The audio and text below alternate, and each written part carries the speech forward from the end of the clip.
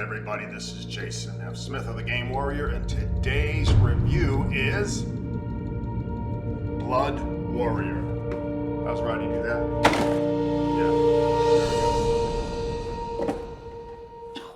Yeah. Upside down. Okay.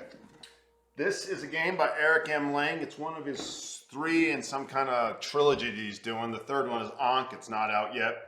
This was a Kickstarter game. It's published by CMON Games, and the other one that goes with this is called Rising Sun. I think they're trilogy in kind of a theme of exploring a different world. Like this is the Vikings, Rising Sun is feudal Japan, and the third one is Egypt. And that's not out yet. Okay, you know what? I always said I wanted to do this and forgot before I started because people do these reviews and they don't tell you some of the basics. Okay, so Blood Rage right now on Amazon is $99.99. So that's pretty expensive. It's a hefty price tag. It's a 2 to 4 player game, but you can buy an expansion for it, which allows for a 5th player. And I did that straight off. So it's from 2 to 5 players. So looking at the box, let's start with the box. Now, let me give you a frame for what we're doing here, which is I'm first going to try to entertain you and keep you, like glued to the screen going, yeah, I love hearing from Jason and what he has to say about games. It keeps me entertained. It's something that's fun. It's enlightening even. Maybe I give you some thoughts you've never had before. The other thing is to give you an idea of whether you right there want to spend $99 and buy this game, right? So you're sitting there going, wow, I've heard about Blood Rage. I haven't played it, and I want to know if I should buy it. And after a while, you and I are going to get a connection, right? We're going to get a rapport. I have people on the internet. I go to them. I listen to them. And when they say they don't like a game, that's a good chance I'm not going to like a game. And if they say they do like it, there's a good chance, I'm going to like it because we have aligned tastes. Aligned spiritual connections, so to speak, when it comes to board gaming or challenges or movies or exercises with the kettlebells or weightlifting routines or supplements you take to get stronger, right? Any of that. You kind of form connections with people. And so that's half of what's going on here. Another thing is just to be, like I said, entertained and give you some information. Even if you and I's tastes don't completely align, because I'm not just going to play games that I'm aligned with. I'm going to try to play a whole wide selection of games. Okay, so the first thing is let's look at this box and I'll pull back a little and you can see the artwork. It's pretty fantastic. That's pretty clearly, you got your Raven up here, you got your warrior. It's very Viking-esque. It comes in one big ass box, right? And it's got art around the outside. And I think these are the heroes that you can play. The 4 tribes, actually. Those are the 4 tribes. And then there's the 5th one that comes with it. Now, I open the box and I look at the components. So let's see what the first impression is, right? Now, this is not an unboxing, but it's a CMON game, right? So we better get some good miniatures. And boy, we do. Now, I have started to paint these, but I haven't painted them all completely, okay? This one's just got a black base, dark blue shade, and then a white shade on top. So there's things like that. So these there's monsters. So this gives, that you summon, that you're gonna summon in the game. And so these monsters provide CMON Games an opportunity to create some really neat sculpts. This is a fire giant. Check him out. He's awesome. This cam probably isn't the best for these kind of things. Here's a couple others. Big stone giant. Look at him, right? And again, these miniatures are fantastic. You're opening the box, you're going, wow, I just love the look of these, right? And then there's some smaller monsters, okay, which are just regular size guys, and you can see them here, right? And they're all in the game, and there's 2 more there, if you can see them. So, initial look, I'm going, looking great. Like, I am excited. And then there's the tribes, the 4 tribes that it comes with, and I'm not going to open these, but as is typical of a CMON game, they give you a colored base that you can put on, so that identifies yours. You can see that I haven't painted these guys yet. And you get like a leader. I think you get Yeah, I think you get a leader and you get a boat, you know, big, and you get warriors. And there's different scopes for each. And here's these guys, and here's these guys. And I did paint these guys. I stopped and painted them black, and they did a little yellow sculpt on them. And I did start to paint these with the bears. I painted them black and put a little brown on them to start. And then there is another one. Now, I got the 5th expansion, so I have the 5th set of minis. So it's looking great. I'm immediately going, okay, this looks good, right? And let me show you the board, because the board was really fun. Again, one of the things you know you're gonna get with CMON games is quality, right? You're paying $90, $100, right? And now I personally don't have a problem paying $100 a game. I know for some people that's fucking bananas, right? Not for me, but I want it to be good, and I know CMON's gonna give me good. I also know that if I'd done this on Kickstarter, I would have got a lot more for my money, but I didn't. And so here's the main board, which is of some islands and everything. So you can see here, right? This is the Blood Rage board. Yggdrasil's in the middle. I'm probably pronouncing that wrong. And then all these provinces around the outside and these fords.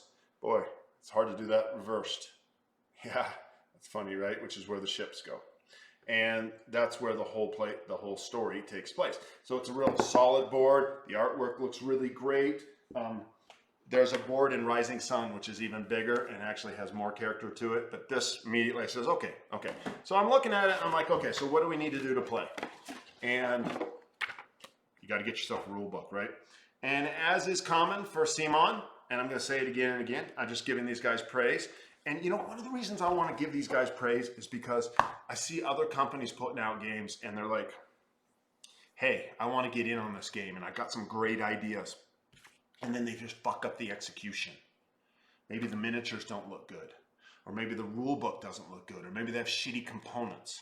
And I'm just saying, you know, I know it's tricky. You got investors coming in and it's like, oh, I don't know if I can do this. Just do it right. And that's something that CMON right now is doing. Typically, when companies do it right for so long, they'll get a new blood in. And I did hear that Eric M. Lang is just leaving as their director. And so there'll be a new guy in. And bless him if he just goes, hey, it's not broken. Let's keep going, right? Tends that ego gets involved in that guy or girl is going to go, well, I'm in charge now, so I'm going to change it up. Let's change those rule books and make them shitty and change those miniatures. We're spending too much money on miniatures. I'm cynical when it comes to regime changes within companies because the new person feels they have to contribute something. Their ego gets involved, and that tends to always make it worse because what these guys got going is working. High quality components, great rule books.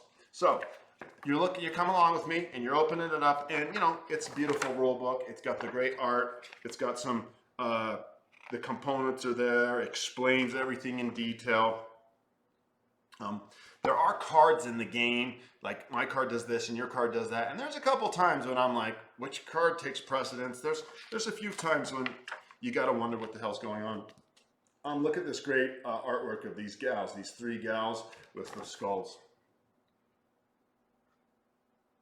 Yeah, that's just great. And so, I'm reading the rule book.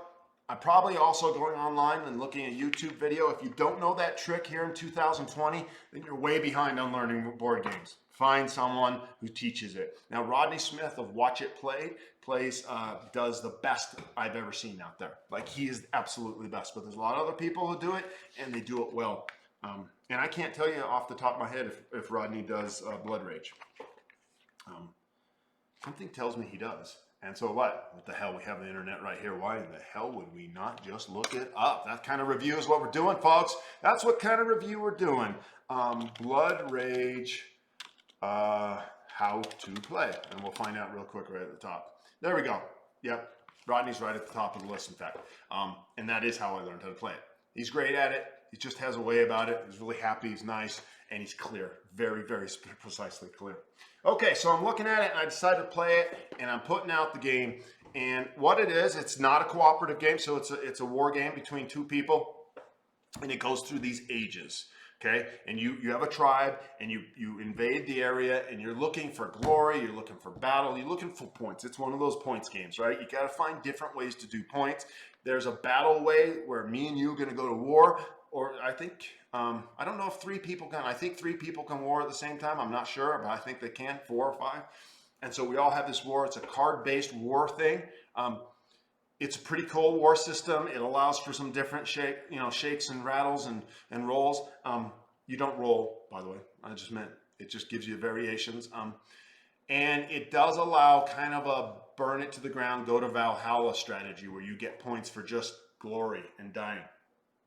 So you're moving around, there's different things you can do, and then the age comes to an end, and Ragnarok comes and blows one of the provinces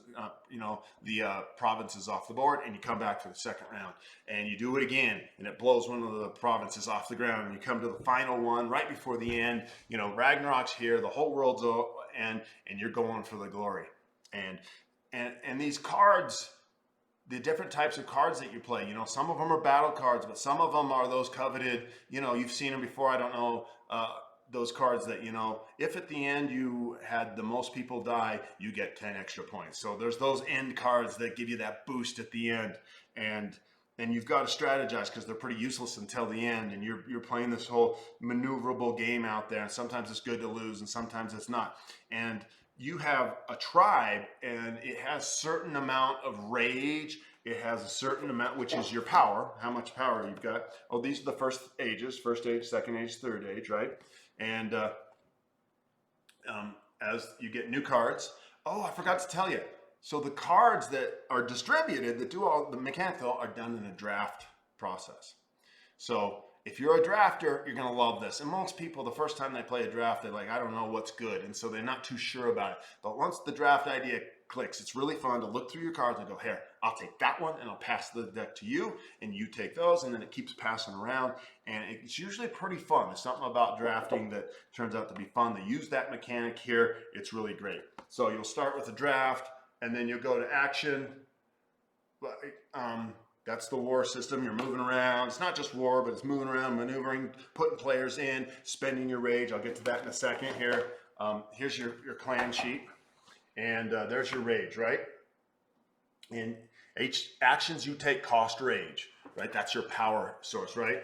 And your total amount of rage that you have is limited. So you have to do things within the game that cost rage that get you more total rage, like a cap on the top. There's also axes, which are glory for winning battles. So if you're going to be a heavy battle strategy, you want a lot of axes, right? So you get more glory, gives you more points around the thing. Horns are the size of your army, right? The number of figures on the map, right? So you could be super powerful, have a lot of rage, get a lot of glory, and not be able to put too many guys on the battle. So these are the three issues that you're kind of moving around, kind of balancing, having to think about, and then there's different parts of the place where you can put your leader upgrades, your clan upgrades, you can summon monsters. There's your ship upgrade. Here's your monster upgrades. Down below, I think, are the different, over here is the warrior upgrades. And then there are quests that you can go on and complete. So you can select a quest in the draft and then you could go get it and you're going to get some points for it. And so that's how the game works. And then it comes to the end, right? So you discard all cards, right? At the end of each thing, down to one card, discard all cards at the last one. You do your quest value points, then Ragnarok comes, destroying the provinces I told you, and then you release from Valhalla. Everything who died comes back to your side, and you do it again. So that's how you play. Does that sound interesting to you? Do you want to spend $100 for that? So the game is really popular. People like it. It's rated way high. If you don't know that, if you're watching this, you're probably going, okay, it must be, I've heard of it or I wouldn't be watching this. So it's got a lot of good reviews. A lot of people love this game. I, at this stage of my career, like this game. I like the process. I play it a lot with my wife, one-on-one. And so that's my wheelhouse with it, right? I just haven't gotten the 4 to 5 people in the synchrony of the stars just hasn't come together yet to regularly play in that zone. So I can't even tell if it sings in that area. A lot of people say it does sing in that area. For me, it's just this 2-player game. Me and my wife, we play it a lot. We really enjoy it. It's pretty quick with 2 people. It's pretty fast paced. It gets going. And and I really enjoy it. And it's a game that has these miniatures that I like to paint the miniatures sometimes. I like the different paths to victory. I like trying different things. My wife won the other day. She did something I hadn't seen before. I was like, oh, that was interesting. She got a lot of points. In fact, she just kicked my ass. So it was real surprising. There's different paths to victory. It's kind of I like that different path to victory. Now the tribes are all the same. So there's no asymmetrical stuff going on. Each tribe's the same. Their miniatures look different, but they've got no special powers. Like one tribe member's the same as the other. They'll be different because you'll upgrade them. I'll get more rage, I'll get more horns, I'll get more, glory for this or that. But they're not, and the upgrades will all make them different and have a different character, but they start the same. The atmosphere is really great. It just has a great Norse feel. They do really well with that.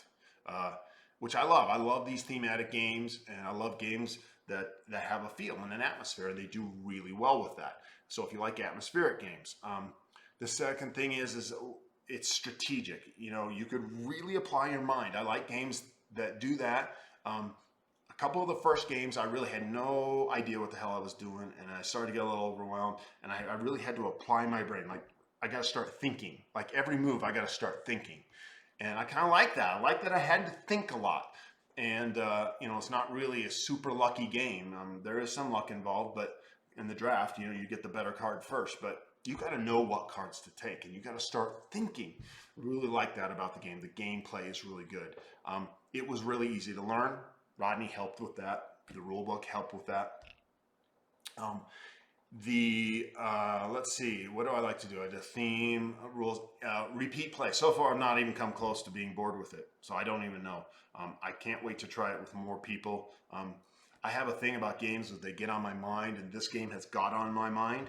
And then games just hit some wall, and I'm like, oh, I just don't want to play that anymore. Like, it's weird. So that hasn't happened. I've played it a lot, and it's still going. So it's got a lot of repeat value. But it's not a story or anything. It's the same kind of board game. I mean, I'm trying to beat you, you're trying to beat me, and that's that, right? And you kind of know the mechanics. I don't have any of the expansions, so I don't know about putting new gods in or new this or that. I don't know new cards. I just nothing about that. I just play the base game, and right now I haven't even come close to exhausting it. So, sum it up. Was it worth $100 for me? 100% worth it for me. Might not be for you, right? And I don't know. Let's look up on eBay, right? Is anybody selling a used copy of Blood Rage? Blood Rage used. Yes, they are. Core board game, open, never used. Well, this guy's never used it, so it's $67.